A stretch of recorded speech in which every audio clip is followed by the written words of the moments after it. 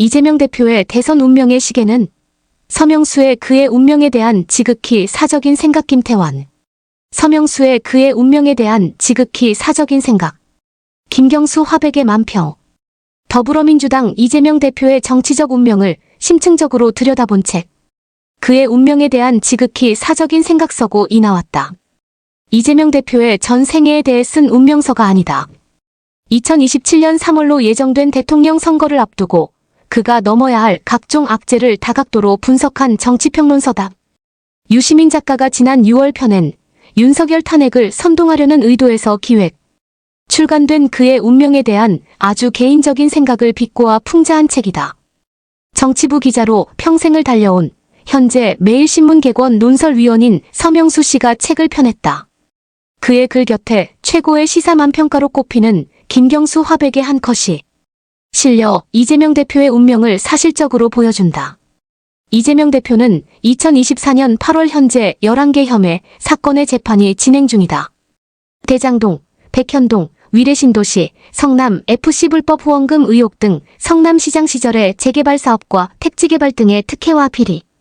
혐의는 서울중앙지법에서 병합돼서 하나의 재판이 2년째 진행되고 있다. 이재명 대표의 최측근 정진상과 김용, 유동규 그리고 대장동업자들인 김만배와 남욱, 백현동 로비스트, 김인석 등 이재명의 측근과 비리 관련자들 대부분이 기소돼 실형을 선고받았다. 이재명 대표의 대장동 사업 핵심 실무자인 고 김문기 전 성남도시개발공사 처장을 모른다고 해서 기소된 공직선거법 위반과 국토부의 협박으로 백현동 4단계 용도 변경을 해줬다는 등의 이건의 허위사실, 공표 혐의에 대한 재판은 9월 결심 공판 일정이 잡혀 이르면 10월 1심 재판 선고가 가능해졌다. 2000년대 초반 분당 파크뷰 사건과 관련한 검사 사칭 사건에 대한 위증교사 재판도 결심이 9월이다. 10월은 이재명의 운명을 가를 순간이 될 수도 있다. 쌍방울 대북 송금 사건에 대한 이재명 대표의 재판은 8월 27일 준비기일을 필두로 공판 일정이 시작됐다. 이재명 대표가 지금껏 보여온 재판 지연 전략을 감안하면 신속하게 진행되지는 않을 수 있다. 서명수 위원은 대법원이 이 대표의 재판 관할 변경 요청을 재판 지연 전략의 일환으로 파악하고 2주 만에 불허함에 따라 이 대표의 고민은 깊어지고 있다고 했다. 경기도 법카 사용을 통한 국고 손실 혐의와 쌍방울 그룹의 쪼개기, 후원금 등 아직 수사 중인 여러 범죄 혐의들로 이 대표는 추가 기소될 가능성이 높다. 이 대표는 사건의 재판 외에도 법원 문턱이 닳도록 재판을 받으러 다녀야 할지도 모르겠다. 서명수 위원에 따르면 이재명 대표의 운명은 우선 이렇게 요약할 수 있다. 1. 이재명의 정치 생명은 2025년에 결정이 날 수밖에 없다. 이 대표의 2018년 공직선거법상 허위사실 공표 혐의는 무려 4가지에 달했고 심리도 오래 걸렸지만 2심 재판은 의외로 100일 만에 신속하게 마무리된 것이다. 2018년 경기지사 선거방송 토론회에서 검사 사칭 사건을 해명하면서 누명을 썼다며 허위사실을 공표한 혐의로 재판을 받게 됐고 그 과정에서 김모 씨에게 거짓 증언을 요구했다는 혐의가 드러나 재판에 넘겨졌었다.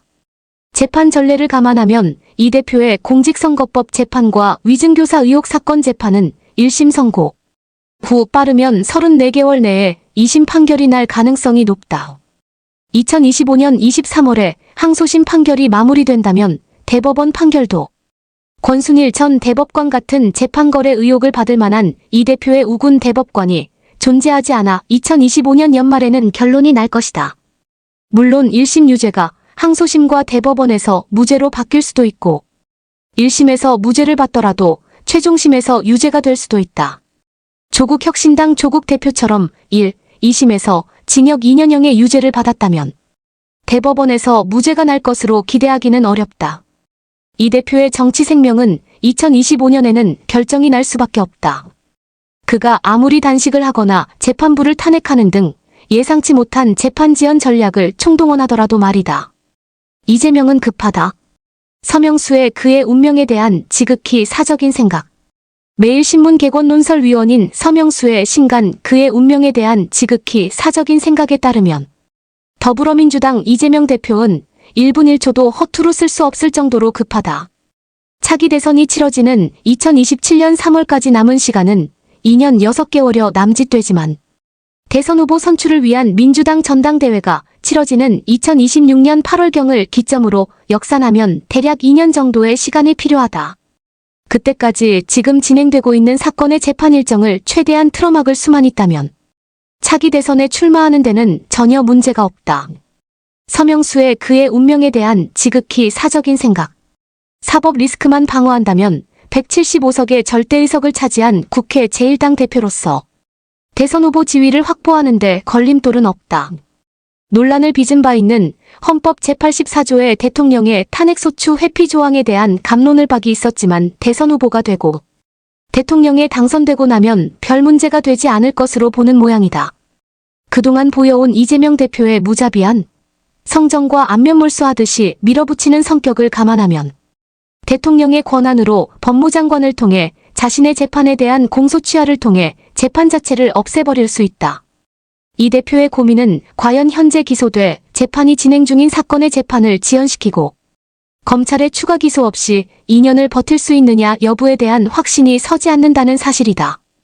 당장 지난 대선 때 기소된 공직선거법 위반 사건과 2018년 지방선거 때 발목을 잡았다가 권순일 전 대법관의 도움으로 빠져나올 수 있었지만 당시 공직선거법 사건 재판 당시의 위증교사 의혹 사건 재판이 문제다. 두 건의 재판 1심 선고가 2024년 10월에 나온다면 대법원 판결이 나오기까지의 시간도 그리 오래 걸리지 않을 것이다. 공직선거법 재판과 위증교사 의혹 사건 재판은 오래 끌 수가 없다. 두 재판 모두 사건이 그리 복잡하지 않은 데다 방송과 증인이 모두 존재하고 있어 빠져나가기가 쉽지 않다. 법률가인 이재명 대표가 무죄에 대한 확신이 있었다면 법리적으로 단순한 사건을 이토록 오래 끌 필요는 없었을 것이다. 대장동과 백현동, 위례신도시, 성남FC 사건이 병합된 서울중앙지법 재판은 어차피 불리하지 않는 한 차기 대선 때까지 대법원 판결은 고사하고 1심 판결도 어려울 것으로 보여 이 대표도 거의 신경을 쓰지 않는 눈치다. 그러나 공직선거법 위반과 위증교사 의혹 사건은 그의 발목을 잡을 공산이 크다. 만일 공직선거법 위반 사건의 1심에서 정치 생명을 가를 수 있는 100만 원 이상의 벌금형이 선고되고 2심에서도 양형 기준을 감안할 때 100만 원 이하로 조정될 가능성이 희박하다고 판단할 경우 이 대표는 다른 수단을 생각할 수밖에 없다. 위증교사 의혹 사건도 마찬가지. 두 건의 위증교사 의혹에 대해 최소한 6개월 이상의 징역형과 집행유예 등 금고 이상의 양형이 선고된다면 두 재판의 대법원 판결까지는 1년이 채 걸리지 않을 것이다. 항소심 재판부에 대해 기피 신청하는 등 재판을 질질 끈다고 하더라도 대법원 판결은 2026년 상반기에는 나올 가능성이 농후하다. 야당 대선 후보로 확정되기 전 유죄 판결을 받게 되면 정치는 끝이다. 대선 낙선 후 대선에 재도전하기까지 5년간의 각고의 노력과 고군분투가 하루아침에 물거품이 되는 순간이다. 물론 대통령이 되겠다는 권력 의지보다 사법 처리를 당하지 않고 살아남겠다는 생존 의지가 더 큰 이 대표이다. 살아남아야 했고 그래서 본능적으로 단 한순간이라도 정치판을 떠날 수 없었고 당권을 잡아 차기 대선에 도전해야 하는 운명을 스스로 만든 그였다. 그는 지옥과도 같은 덫에서 벗어날 수 있는 방법은 없을까? 안동, 이재명에게 불편한 진실.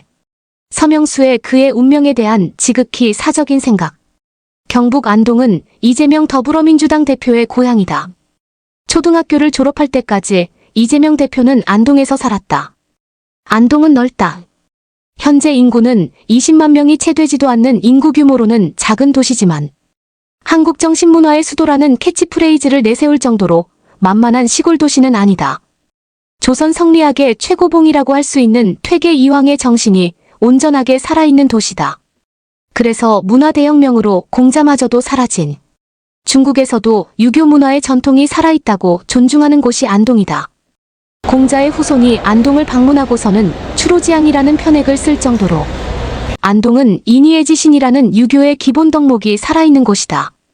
이재명 대표의 고향은 경상북도 안동시 예안면 도촐리 지통마을 도촌길 505이다. 그는 가장 최근에 출간한 그 꿈이 있어 여기까지 왔다 해서 내 고향은 경북 안동시 예안면 도촐리 지통마을이다. 첩첩산중 산꼭대기 기막힌 오지, 화전민들의 터전. 지금도 버스가 다니지 않는다. 50, 60대 남성들의 로망을 그려내는 나는 자연인이다의 배경으로 맞춤한 곳이라고 고향 마을을 묘사했다. 그러나 요즘 이 대표의 고향 마을은 버스가 다니지 못할 정도의 오지는 아니다. 자신의 블로그에서도 도촌동은 당시에는 차가 들어가지 않았고 70년대 후반에 겨우 전기가 들어왔다. 요사이도 저녁에 버스가 들어왔다가 아침에 나가는 것이 전부이고 그나마 지통마을은 현재도 버스가 들어가지 않고 버스 종점까지 오리 정도를 걸어 나와야 된다. 고 썼다. 고향을 떠난 건 초등학교 졸업식 직후 1976년 2월 26일인가였다. 3년 앞서 성남으로 떠난 아버지를 따라온 식구가 상경을 했다. 본인의 자서전을 더 따라가보자. 고향을 떠난 데는 에피소드가 하나 있다. 지통마을 그 오지에도 한때 도리지 꽃땡이 대대적으로 유행했다. 맞다. 20장의 동양화로 하는 그 놀이. 아버지도 마을 주민과 어울리며 잠시 심취했고 덕분에 그나마 있던 조그만 밭대기마저 날려버렸다.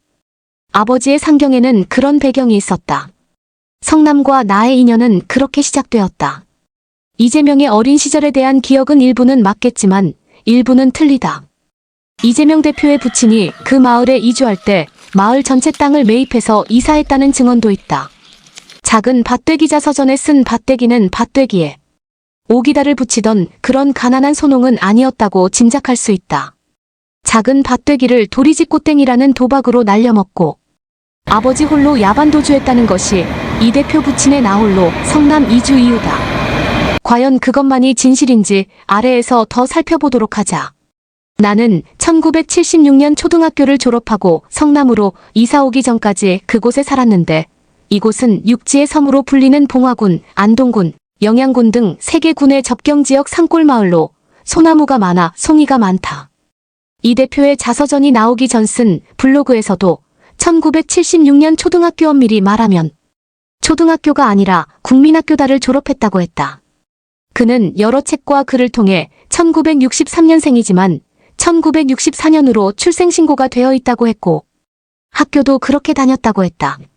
1964년 12월 22일이 생년월일이나 이는 아버지가 출생신고를 늦게 하여 임의로 쓴 날짜이고 실제 출생일은 1963년 음력 10월 22일에서 10월 23일로 추정한다고 본인이 밝힌 가 있다.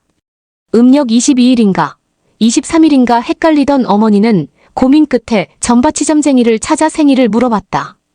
아무튼 겉보리 한 되에 우주의 기운을 모은 점쟁이에게 내 생일을 23일로 확정했다. 그 꿈이 있어 여기까지 왔다. 그런데 이 대표는 1964년생으로 호적에 기재된 대로 초등학교를 다녔다. 그래서 그가 적시한 1976년 초등학교 졸업은 1963년생이어야 맞는데 맞지 않았다. 그건 그렇다고 치고 그의 아버지에 대한 기억은 여러 책에서 자주 어긋났다. 그 꿈이 있어 여기까지 왔다 해서 이재명은 아버지가 가족들을 내버려둔 채 3년 일찍 고향 마을을 떠나 성남으로 간 것에 대해 아버지가 도박에 빠졌다고 기술했다. 지통마을 그 오지에도 한때 도리지 꽃땡이 대대적으로 유행했다. 맞다. 20장의 동양화로 하는 그 놀이. 아버지도 마을 주민과 어울리며 잠시 심취했고 덕분에 그나마 있던 조그만 밭대기마저 날려버렸다. 아버지의 상경에는 그런 배경이 있었다. 작은 밭대기를 도박으로 날려서 홀로 성남으로 갔다는 것이다. 사실일까? 부친이 어울린 마을 주민은 지통마을이 아니라 예안면 소재지가 아니었을까 싶다. 지금도 예안면 소재지는 인근 마을의 중심지로서 예안장 5일장이 서는 등 제법 북적거린다. 아버지에 대한 그의 다른 기술을 보자. 나의 아버지는 당시로서는 고학력이라고 할 수 있는 대구 청구대학을 중퇴한 분인데 순경, 교사, 탄광관리자를 전전하다가 결국 깊은 산골로 들어와 손에 익지 않은 농사일을 하면서 허구 헛날 밭에 돌만 집어내며 세월을 보내셨다. 물론 우리 형제들도 식전 식후 그리고 하교 후에는 아버지를 따라 돌투성이 밭을 따라다니며 돌 집어내는 일에 강제 동원되었다. 출생, 혼인, 사망신고 등 행정 업무와 심부름을 도맡아 하면서 지나칠 정도로 가족에게는 냉담했던 분이었다. 이재명 대표 스스로 화전민의 아들이 아니라는 점을 분명히 했다. 우리 집도 할아버지 대에는 그런 때로 땅떼기를 가지고 농사 지으면서 꽤 먹고 살만했던 모양이다. 작은 마누라 얻어 살림을 차릴 정도였으니. 그러나 아버지는 별다른 농토도 없었고 그나마 당시 유행대로 돈이 생길 때마다 밤에 몰래 모여 화투장을 쪼이고 결국 도박 습벽이 들어 집문서, 땅 문서까지 잡히다 보니 결국 없는 재산이 남아 거덜이 나고 말았던 것이다. 어머님 말씀이 봄에 밭을 가려고 갔더니 다른 사람이 쟁기질을 하고 있길래 왜 남의 땅에 쟁기를 대느냐고 물으니 이제는 자기 땅이라고 하더라나. 겨우내 화투장 쪼우다가 결국 한 뙑이 남은 땅마저 남의 손에 넘어가 버린 것을 어머니는 농사철이 되어서야 알게 되었던 것이다. 아버지는 결국 나도 모르게 어느 날 고향을 떠나 자신의 블로그에는 보다 자세하게 썼다. 아버지는 결국 내가 초등학교 3학년 때 나도 모르게 어느 날 고향을 떠나셨다. 어머님은 어린 형제들을 데리고 남의 땅을 빌리고 깊은 산속밭을 일구며 도저히 어려울 때는 이웃들에게 보리 한 돼, 좁쌀 한 돼 이런 식의 적선을 받으며 생계를 꾸려나가셨다. 힘겨운 농사일에 예외는 없었다. 형님들과 초등학생인 나와 어린 동생들도 감자밭에 나가 풀을 뽑고 감자를 쳐 날랐다. 가까운 산에 올라 갈비 소나무 낙엽을 긁어 모으거나 어떤 때는 몸집만큼 큰 지게를 지고 뗄나무 짐을 지기도 했다. 들기조차 어려운 큰 도끼로 어머니가 불을 떼기 쉽게 뗄나무를 자르거나 근 40리길을 걸어 구호식품으로 나온 밀가루를 얻어오는 것은 내 몫이었다. 모치는 동네에서 작은 구멍가게를 하면서 막걸리 등 술과 안주도 팔았던 모양이다. 정말 이 대표에 붙인 이경희 씨는 도박 때문에 작은 밭되기를 도박빚에 넘기고 훌훌 털고 성남으로 떠났던 것일까? 아내와 오남이녀나 되는 가족들을 지통마을에 내버리고 말이다. 이 대표의 부친이 고향을 떠난 무슨 다른 속사정이 있는 것은 아닐까? 고향을 잃은 사람은 있어도 고향을 버린 사람은 없다. 고향을 버린 사람은 어릴 적 고향에서 아주 좋지 않은 일을 벌여서 다시는 향을 찾을 수 없는 지탄받을 일을 하거나 그런 나쁜 기억으로 인해 고향에 가고 싶지 않은 것이라고 생각할 수밖에 없다.